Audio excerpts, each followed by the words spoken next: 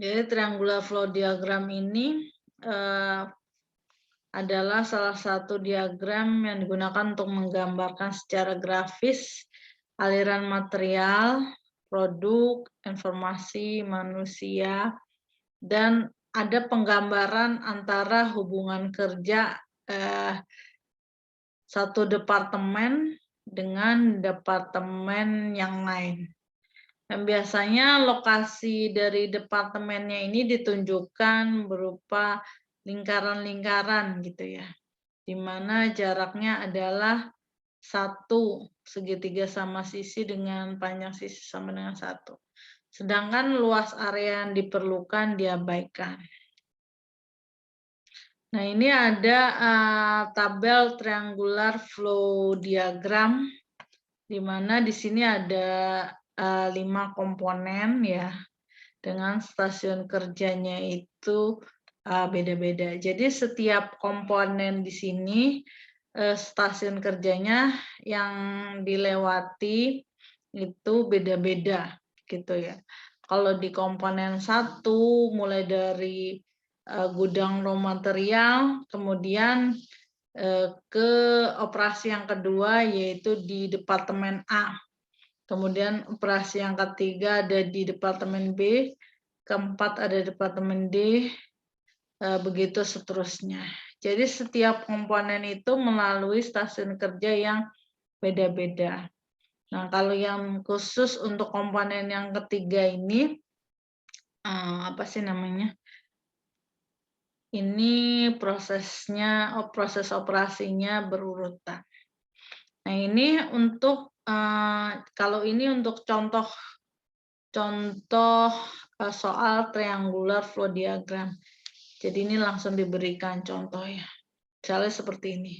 Kalau misalnya komponen yang kalian proses di dalam troli, pabrik troli itu komponennya itu misalnya ada 13 komponen ya. Nah, stasiun kerja yang dilewati itu dari masing-masing komponen itu sama atau tidak gitu ya.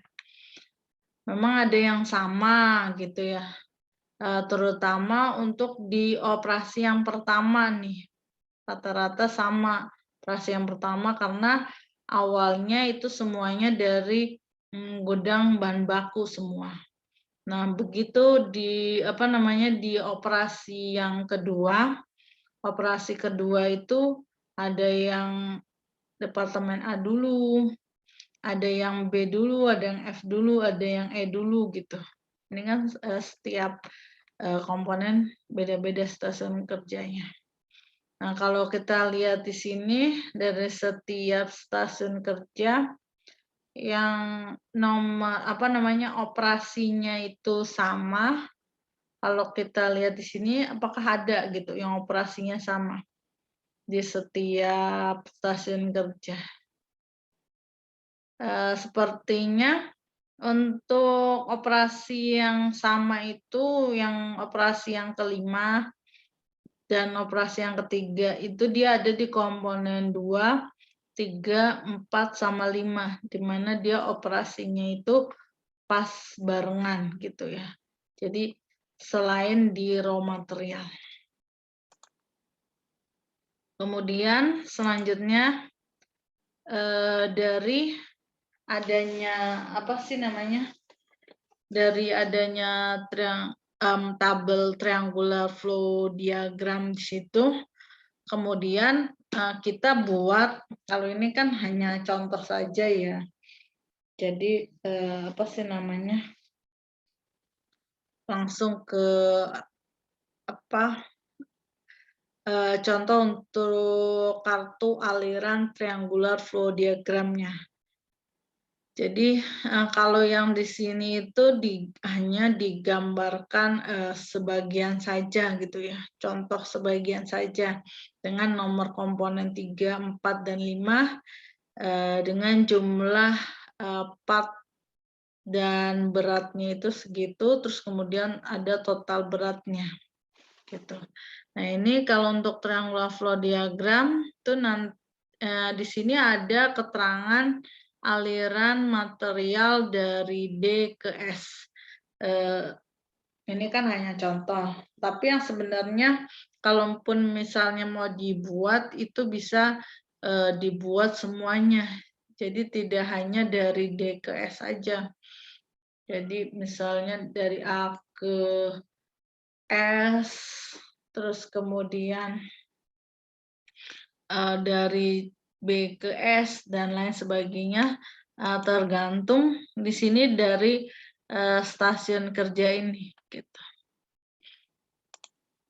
Terus kemudian di sini dibuat tabel rekapitulasi sesuai dengan pengelompokan titik awal pemindahan yang sama gitu. Kalau ini kan contoh di sini ada titik awal pemindahannya mulai dari R, A, B, C, D, E, F gitu ya. Dengan hubungan aliran pemindahannya itu beda-beda. Ya, dari R ke A, ke B, C, E, F. Terus kemudian kalau yang titik awal pemindahannya itu mulainya dari A, itu hubungan aliran pemindahannya itu dari A ke B, ke C, ke D, S, ke terus kemudian untuk yang titik awal pemindahan B, C, D, E, dan F itu sama ya. Ini penentuannya ini sebenarnya tergantung dari pabrik masing-masing ya, pabrik kalian gitu misalnya untuk pabrik troli. Terus kemudian kalau ini kan catatannya departemen yang disusun itu sudah ada gitu ya. Terus kemudian di sini ada nomor komponen yang dipindahkan dengan nomornya, terus kemudian berat total seluruhnya itu berapa? 5.000 kilo. Misalnya contohnya seperti itu. Nah, kemudian kita akan analisis hubungan antar departemen tersebut. Kemudian nanti kita lihat hasilnya yang total nilai hubungan yang lebih kecil itu yang mana gitu ya. Jadi kalau kita hitung nih, sebelum kita hitung, kita gambarkan terlebih dahulu flow-nya gitu ya. Departemen yang akan kita buat. Misalnya R didekatkan dengan A, R ke C, R ke E itu lebih dekat gitu. Nah ini bisa dilihat dari activity relationship chart juga ya yang kalian buat. Nah RC itu juga dibuat triangular flow diagramnya. Tapi untuk di praktikum tidak perlu TFD-nya. Terus kemudian di sini kan tadi ada titik awal pemindahan, hubungan aliran, berat total seluruh, dan di sini ditambahkan jaraknya gitu ya. Jadi R ke A1, apa sih namanya? Terus kemudian untuk jarak yang lain juga sudah tersedia di situ.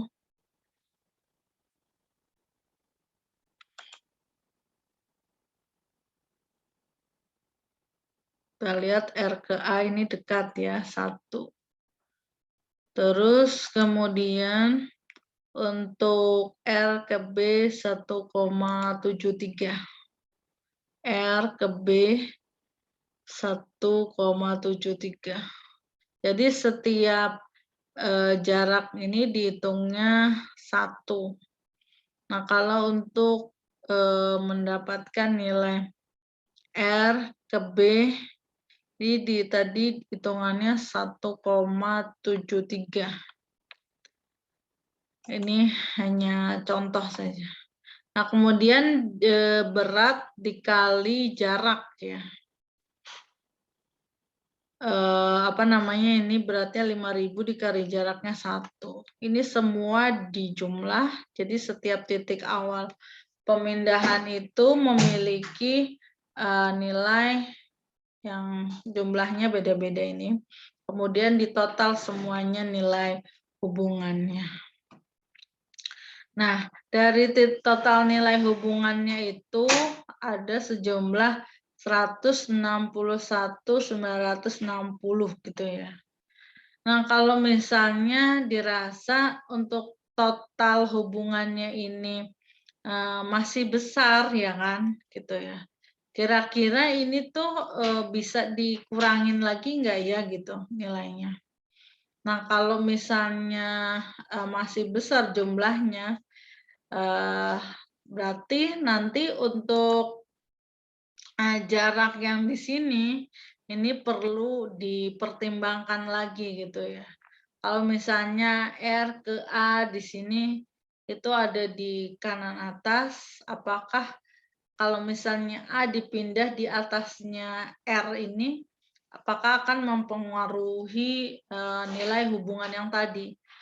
Kalau misalnya bisa sekiranya A dipindah ke dekatnya R, kemudian B dimajukan lagi di dekatnya R, jadi di dekat jadi B ini di A gitu ya. Kemudian nanti kita akan melihat di sini hasilnya itu apakah bisa lebih kecil dari yang ini gitu ya.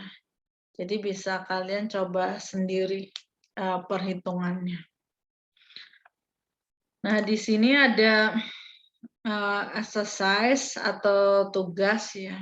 Jadi sebenarnya ini berkaitan dengan materi from to chart dan analisa momen trial 1 dan 2 waktu minggu lalu gitu ya.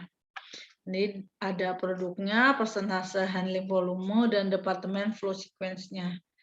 Nah, untuk tugas ini boleh kalian kerjakan, boleh tidak gitu ya, terserah. Tapi yang jelas kalau kalian kerjakan ini nanti akan menambah nilai pada saat nilai akhir nanti gitu. Jadi kalau misalnya nilai kalian jelek gitu, ya jangan sampai sih nilai kalian jelek. Jadi ini tugas ini bisa membantu mendongkrak nilai. Nah, terutama bagi mahasiswa yang belum UTS kemarin gitu ya, karena telat gitu. Sebenarnya kan UTS-nya itu soalnya sudah ditutup. Kemudian masih ada ternyata beberapa yang belum mengerjakan soal UTS. Jadi kalau yang kemarin, yang soal UTS yang kemarin sudah tidak bisa digunakan lagi. Jadi bagi yang mau mengerjakan soal UTS bisa mengerjakan exercise ini gitu ya. Nanti dikirim ke saya langsung gitu. Ini pertanyaannya berdasarkan persentase handling volume, buatlah from to chart dengan susunan departemen sebagai berikut. Kalau di contoh yang sebelumnya itu kan gunakan huruf ya, A, B, C, D, E. Kalau ini 1, 2, 3, 4, 5, 6, 7 receiving sama warehouse di sini gitu. Ini tetap sama untuk forward dan backward-nya ini nilainya sama. Terus kemudian dibuat trial yang kedua dan mengapa Anda memindahkan kedua departemen yang dimaksud. Oke, dari sini ada yang mau bertanya sebelum saya lanjutkan ke materi berikutnya? Silakan.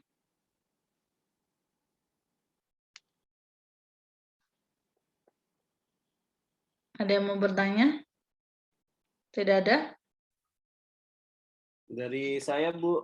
Oh iya, silakan. Saya dari TI19D, Bu.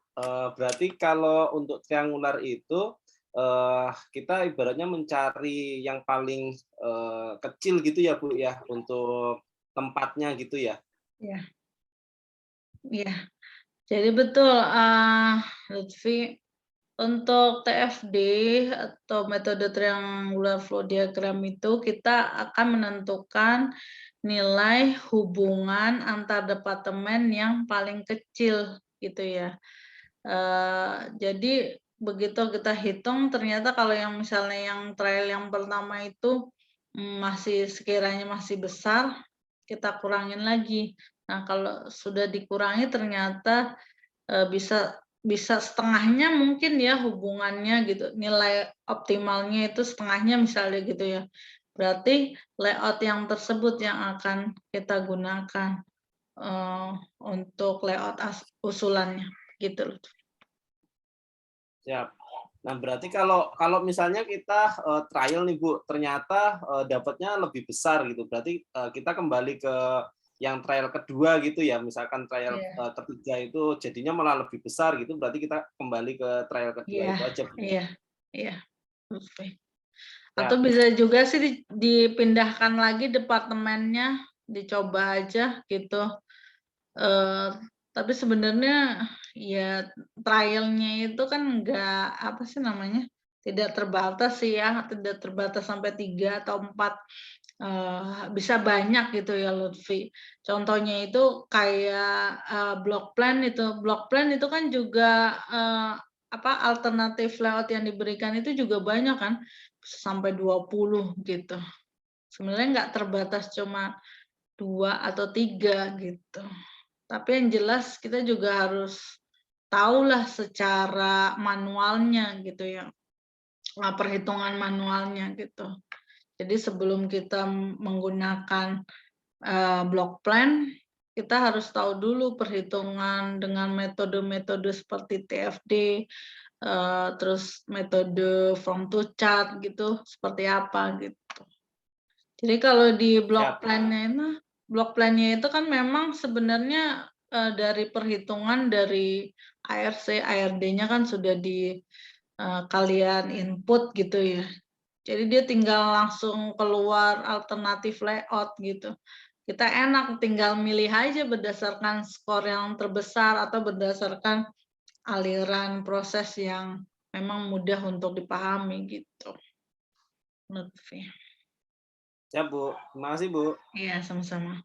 Oke, nah ini kita lanjutkan ya ke block plan. Jadi kan memang di apa namanya, di praktikum nanti kita akan membahas mengenai block plan. Jadi sebenarnya kalau block plan ini kan mudah ya. Kalian sudah ini belum install belum softwarenya?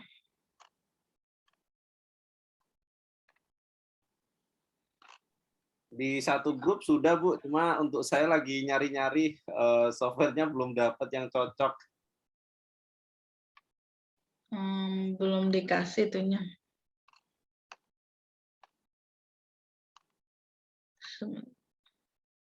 Nah, apa sih namanya? Kalau block plan ini sih sebenarnya tujuannya atau fungsinya itu untuk mencari layout perbaikan ya, gitu. Sebenarnya ada beberapa metode untuk penentuan layout perbaikan. Kalau di penelitian ini, contoh penelitian ini kebetulan penelitian salah satu bimbingan saya ya, bimbingan saya yang pertama angkatan 15 tuh. Dia menggunakan block plan sama simulasi pro model. Jadi sebenarnya ini dua-duanya itu sama-sama simulasi ya. Jadi menggunakan metode block plan. Nah, kalau untuk block plan ini kan masuknya seperti ini ada langkah-langkahnya. Ini langkah-langkahnya, terus kemudian nanti sebelum membuat block plan pastikan bahwa kalian juga sudah menentukan ada berapa departemen yang akan di-input di block plan gitu ya. Kalau di block plan itu maksimal hanya bisa di-input 18 departemen saja gitu ya. Kalau di sini contohnya ini ada 14 departemen. Nah, ini nanti di dalam block plan nanti dibuat apa sih namanya? Masukkan data ARC, relationship chart-nya gitu. Nah, ini terus kemudian ada nilai vektornya, terus di sini untuk rekapitulasi skor tiap departemen, ini setiap departemennya. Ini terus kemudian pilih jumlah layout yang ingin dihasilkan gitu ya. Nah ini yang seperti yang saya sampaikan tadi, jadi ada alternatif berapa layout nanti yang akan akan ditampilkan. Kalau di sini kan maksimal 20. Cuman sebenarnya kalau 20 itu terlalu banyak ya. Jadi kalau yang di dalam penelitian ini dia hanya menggunakan 5 pilihan layout saja yang digunakan. Terus kemudian setelah masukkan pilihan layout akan keluar data adjust score. Jadi dia kan ada 5 alternatif layout nih dengan adjust score-nya itu beda-beda. Nah di sini yang skornya yang tertinggi itu ada di alternatif layout yang pertama yaitu sebesar 0,62. Nah sebenarnya kalau alternatif layout yang pertama ini memang skornya besar ya, karena mendekati 1 gitu. Tetapi kalau dilihat dari bentuk layout-nya, jadi ada bentuk layout-nya seperti ini ya. Ini, terus kemudian jadi kan setiap layout itu kan beda-beda nih ya. Alternatif layout-nya beda-beda. Kita bisa lihat di sini, misalnya kalau yang di adjust score 0,62 itu ruangan 11-nya itu ada di kiri bawah nih. Nah, kalau yang adjust score-nya 0,56 itu 11 ada di atas nih gitu. Terus kemudian kalau yang ini 11-nya ada di kiri atas. Tapi kalau yang di sini itu yang dipilih adalah layout usulan yang kedua dengan adjust score 0,56.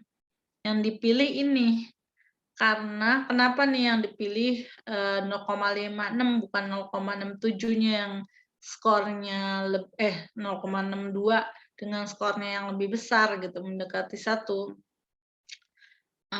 Karena aliran proses dari layout-nya di sini yang yang prosesnya lebih jelas itu hanya di layout usulan yang kedua gitu ya. Nah, kita bisa menentukan bahwa layout-nya tersebut alurnya itu jelas atau tidak. Nah, itu kan balik lagi ke kelompok kalian gitu ya.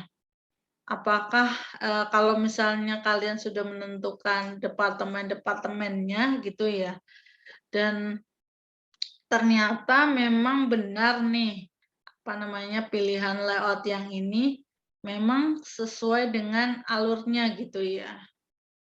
Berarti yang dipilih memang layout yang terbaik tersebut gitu. Jadi yang bisa menentukan layout yang pilihan atau alternatif layout yang terbaik ya hanya kalian sendiri gitu ya. Karena kalian yang mengerti dan kalian yang membuat hubungan antar departemen yang satu dengan departemen yang lain. Begitu kira-kira. Oke, dari sini ada yang mau bertanya? Silakan.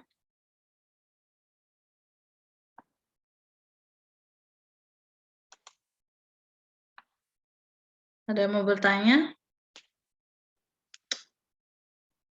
Freddy, Muslihudin, Miftahur Rahman, Muhammad Prasetyo, Dodo, Arijaba. Ada yang mau bertanya enggak?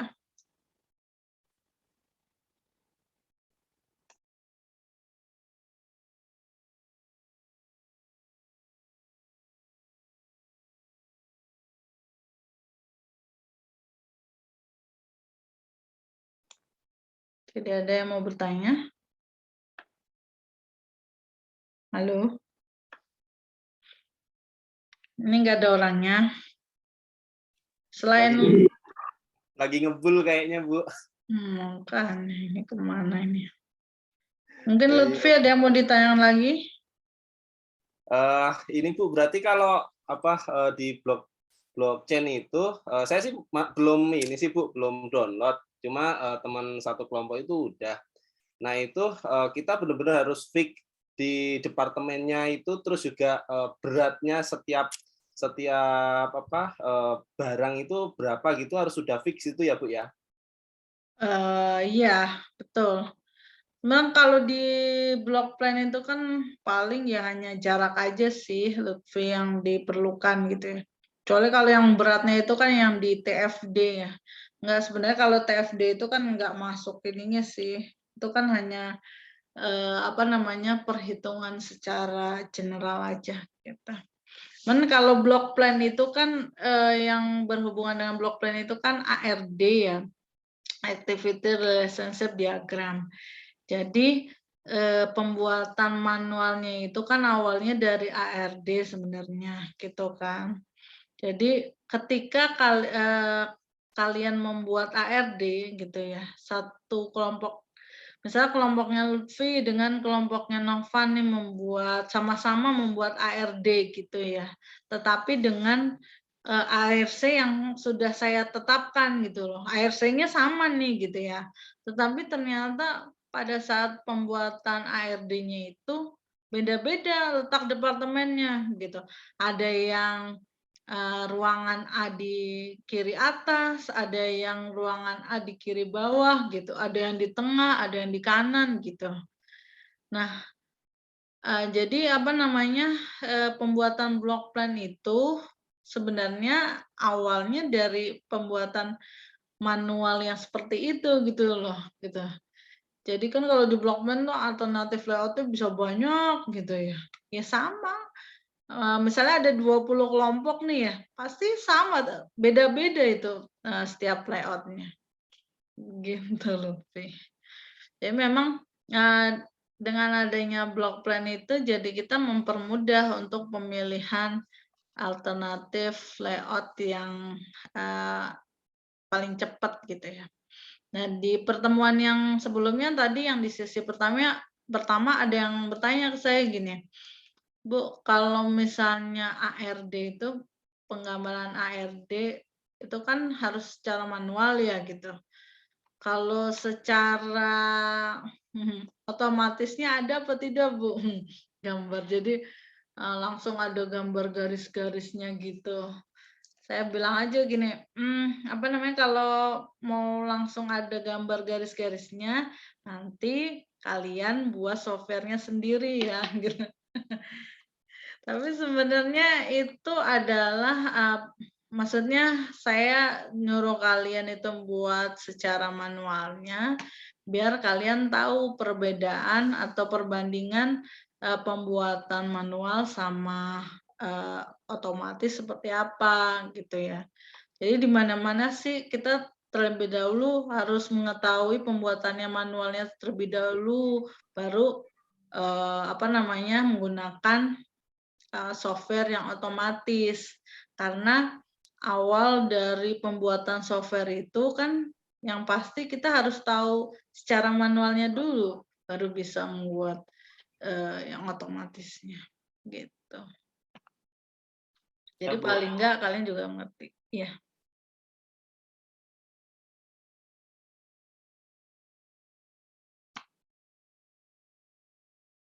Oke, ada yang mau bertanya lagi?